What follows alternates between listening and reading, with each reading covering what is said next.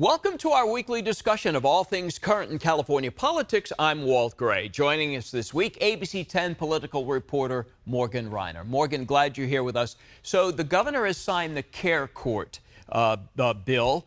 There's a lot going on behind the scenes. How is this going to be enforced? Who gets into Care Court? There's still a lot of things to be worked out here. Yes, essentially what Care Court does is it coerces people, or that's what opponents say, is that it's a court-ordered way to get people into treatment and to housing. Now, there are still groups that are against it, like the ACLU, who say that it is just that it's coercive and that it's mostly going to impact people of color. Now, there was a lot of behind-the-scenes work over the last few weeks to work with groups that had opposition, like counties who were afraid that they weren't going to have enough funding and that the timeline was too short. So now the timeline is expanded, and now they have upwards of $1 billion to make this happen. But again, the ACLU is now threatening legal challenges because of the complaints that they have. Newsom responded to that, saying that their point of view is exhausting. They've had it their way for the past few decades, and it's expressed in what we're seeing on the streets right now, and it's simply not working. That something else had to be done. Speaking of the governor, he had talked about tax relief checks for Californians. Are those being printed? What's all that about?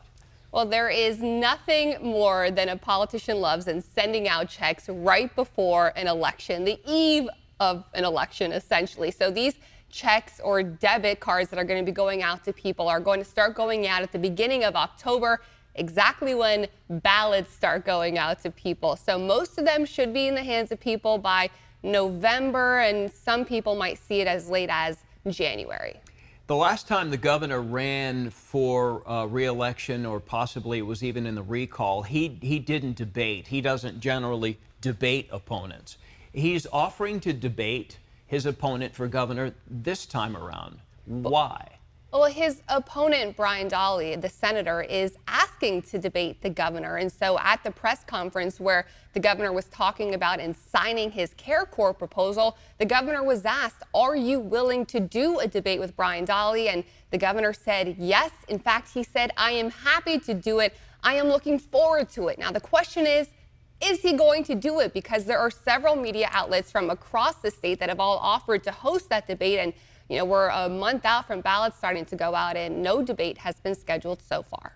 Okay, we'll see what happens with that. All right, Morgan Rynor, our ABC 10 political reporter. Morgan, thank you for joining us today.